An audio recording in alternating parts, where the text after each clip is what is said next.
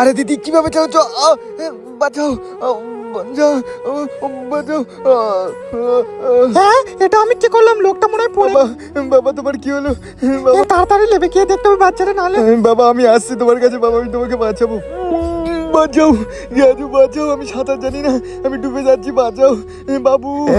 বাবা আমি আসছি। এই তুমি কোথায় যাচ্ছ? চলো, তোমার বাবাকে আমি বাঁচিয়ে দেবো। তুমি নদীতে যাবো না, তুমি তো সাঁতার জানো না। তুমি এখানে বসো, আমি আমার দাদাকে ফোন করছি, আমার দাদা এক্ষুনি এসে বাঁচবে।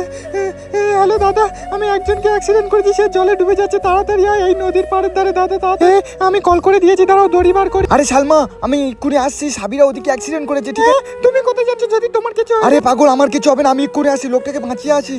দাদা আমি একজনকে ধাক্কা মেরেছি, সে ওই নদীতে পড়ে যাচ্ছে, সাঁতার জানে না, ওকে আরে বাঁচাও। গাড়ি চালাতে পারো না, গাড়ি আনো কেন? হাঁটো, আমি কেন কে বাঁচাবো? প্লিজ দাদা, ওনাকে বাঁচাও, উনি সাঁতার জানে না, ওনার বাচ্চা কান্না করছে, প্লিজ দাদা চলো। ইয়া, ভারী, হ্যাঁ কান্নার আওয়াজ শুনতে পাচ্ছি মনে হয়। হ্যাঁ ওই তো ওদিকে একটা বোন কান্না করছে। আরে আরে বোন, তোমার কি হয়েছে? তুমি কান্না করছো কেন?